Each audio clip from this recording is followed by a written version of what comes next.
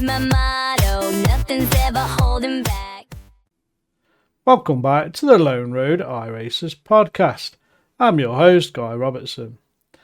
And I'm going to start today with a question that I was asked by one of my friends who is returning to iRacing, shall we say, after a medium to long-term break.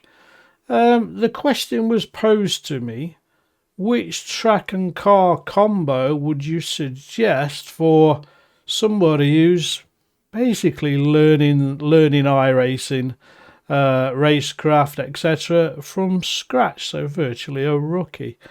And this podcast is all about that. It's called Mastering Momentum, so why Oran Park and the Ray FF1600 is the ultimate rookie combo. Now, if you've ever found yourself spinning your wheels literally and metaphorically while trying to stitch together clean, confident laps, then this episode is for you, whether or not you are a rookie or you're just having some issues and maybe you're an oval racer coming to road racing, for example. You see, the FF1600 is a low-powered, momentum-based open-wheel machine that doesn't mask your mistakes. It basically magnifies them. And Oran Park, well, I love that track personally, but it's a beloved Australian track that no longer exists in the real world. It's now a housing estate. But it is alive, as we know, in where we race on iRacing. And we love it in our virtual playground. It's got everything a rookie racer or somebody learning racecraft needs. It's got elevation changes, technical challenges, and corner types that demand precision, patience and rhythm. Together, they create the perfect test lab for anyone looking to build bulletproof consistency and refine their racecraft. So let's fire up the sim and get into it, one corner, one technique at a time.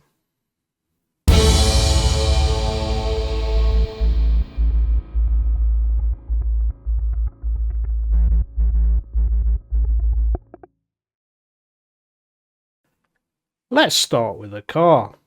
Why is the Ray FF1600 the perfect learning tool for rookies or people coming to road course or returning to the service? This car is not fast by traditional standards and other cars on iRacing. It's basically an analog experience in a digital world. The car has no wings, no assists and no turbo. It's just a raw, responsive chassis and about 120 horsepower under your right foot. First, it teaches throttle patience. New drivers often mash the throttle coming out of corners, but in the Ray that'll just lead to understeer or worse, a spin.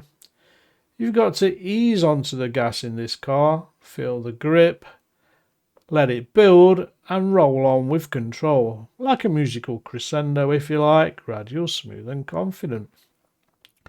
Next is brake balance. No ABS here, so if you stomp on the pedal, you'll lock the wheels. Learning how to modulate the brake pedal, especially while turning, teaches your foot how to dance rather than stomp. Then there's momentum preservation. The Ray doesn't have the power to recover from slow exits or poor cornering. If you over-brake or turn too sharply, you will kill your speed and ruin the lap. You've got to flow through the corners, keep the dance going and let the car glide. There's nothing wrong with coasting rather than braking, for example. Finally, you learn weight transfer awareness. Every time you brake, steer or accelerate, you're moving the balance of the car. Understanding how to control the transfer is key to being fast and smooth. You don't just drive the Ray, you actually have to listen to it. And if you're paying attention, it will teach you more than any tutorial ever could. Now we're going to come back in a second and we're going to talk about the mystery of trail braking.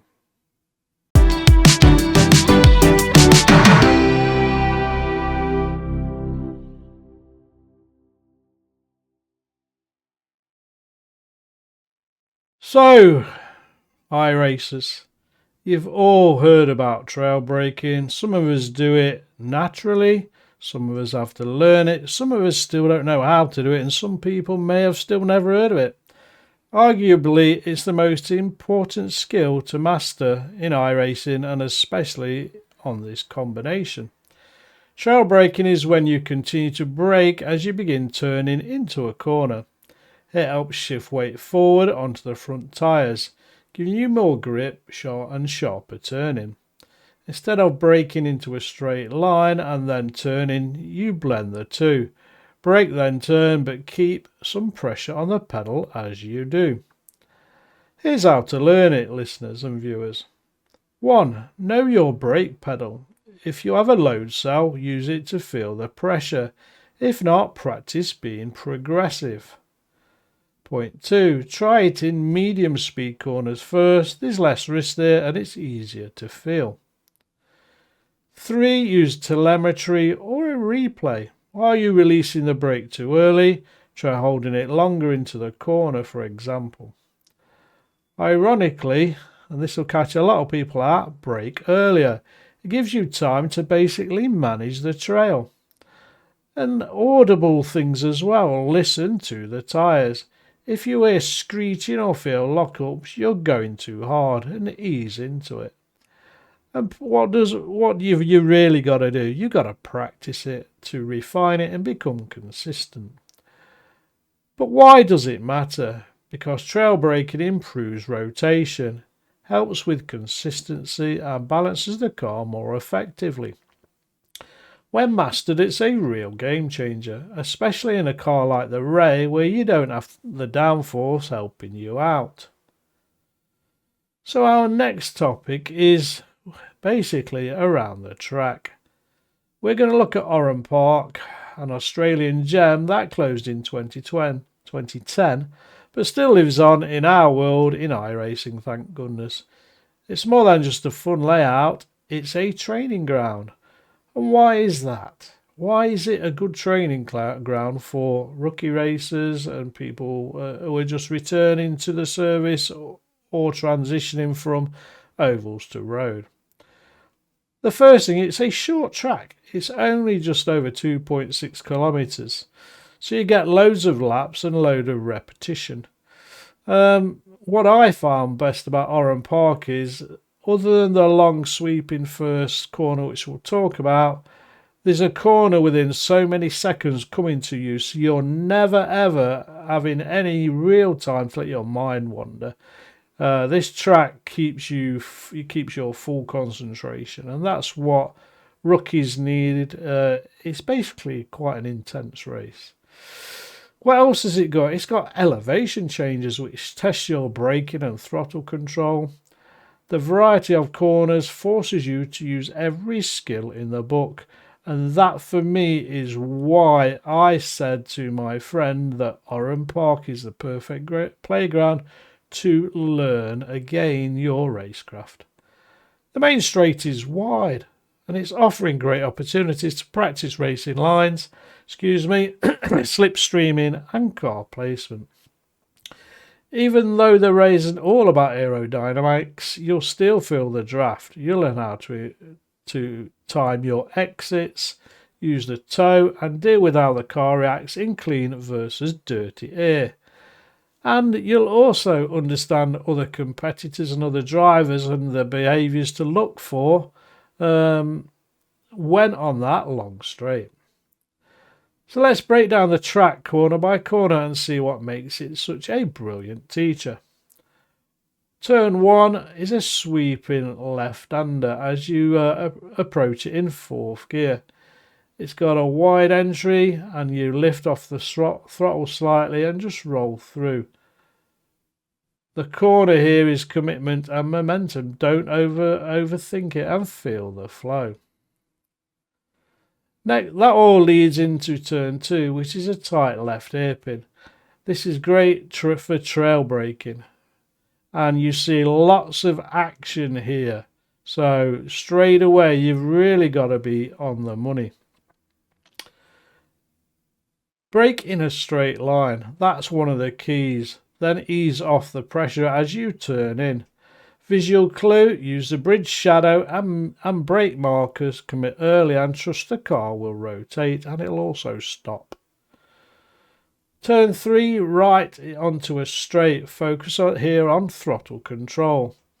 Unwind the steering as you accelerate. No trail brake needed, but your balance here sets up the whole next section.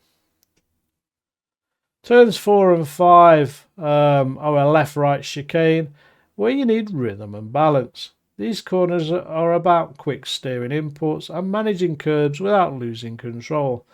The last crest as you brake point into turn 4. Turn 6 is under the bridge. Right turn up to the bridge. Light trail brake here works wonders. The camber helps rotation. Use the bridge itself as a visual cue. You want to be turning in just as you pass under it.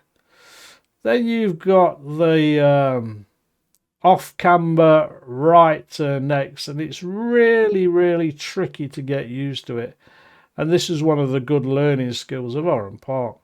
The road drops away and pushes you wide. Trail brake helps pull the nose in, but don't overdo the entry speed. It's all about balance over bravery here. And you've got then the next left uphill camber, which is also very tricky. The momentum and the concrete make the entry quite difficult. So again, you've got to find your visual markers, and what I do is basically brake early, keep it in third, and trail brake it round and make sure you don't go too wide. And finally, probably the most dangerous corner actually is the turn 8 left turn, and it's off camber, and this is leading on to the main straight. Again, you basically are coming slightly uphill but also off camber. So you've got to gently brake, hug the apex and unwind the wheel and feed the throttle in for a strong exit. But it's very easy to over brake there, let the brakes lock up and spin the car. So you've got to watch out for that, and also other cars who may be trying this silly dive bomb down the inside there. And all that'll happen is you'll come together, or one of you will be in the wall, and your race is over. So that kind of gives you an understanding of the technical nature of this track and the challenges it brings to any iRacer, whether you're a rookie or you're an experienced driver. But once you've mastered it, it's a real thrill. So we're going to come back in a second and we're going to talk about muscle memory.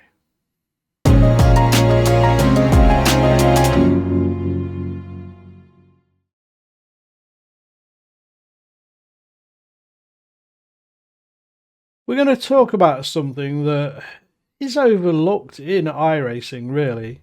What we do is not natural. We need to build something called muscle memory. Consistency isn't just about reacting quickly. It's about not needing to react at all. When you've done something 100 times the same way, it becomes automatic. And that's muscle memory.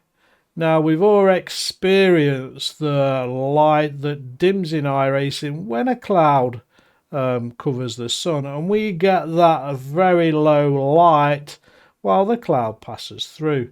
And at times, we all struggle to see our entrances and exits and the track itself at times. That's where muscle memory kicks in. So what does it mean in sim racing? It means hitting your brake point without even thinking, turning the wheel instinctively the right amount, and feeling the throttle without watching telemetry. And you can only do that by building through purposeful repetition. Run focused sessions to hit apexes and not lap records. Drive at 90% to lock in the corner shapes. Use visual cues, shadows, trees or billboards to identify your turning points or your braking points. And most importantly is watch your replays and mimic your best lap and try and repeat that again and again and again. Try 10 lap consistency drills. Keep each lap within 0.3 seconds of each other. So I can hear you asking me, Guy, why does that really matter? Because when inputs are automatic, your brain is free to race, watching rivals, planning passes and managing risk. Oran Park's short laps and varied corners give you tons of opportunities to practice all these skills. The Ray FF1600's honest handling ensures you know when you've done something right, and it will definitely tell you when you've done it wrong.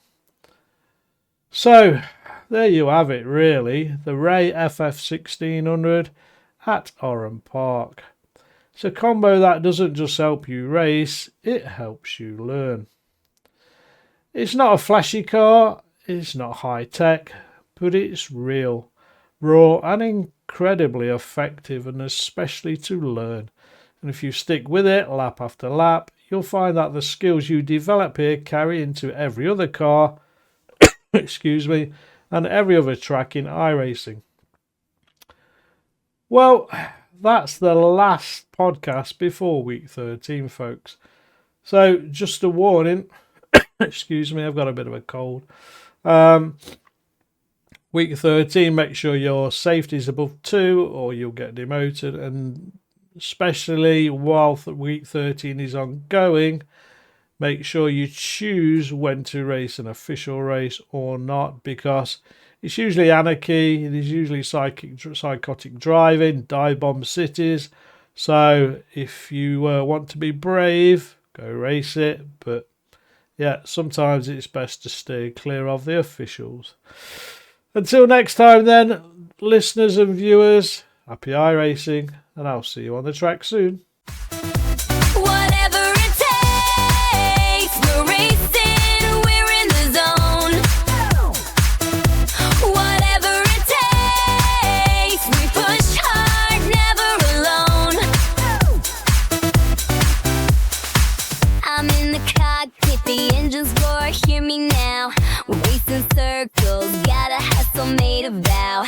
Chasing victory, it's all or nothing on the track. Sweet is my motto, nothing's ever holding back. Whatever it takes, we're racing.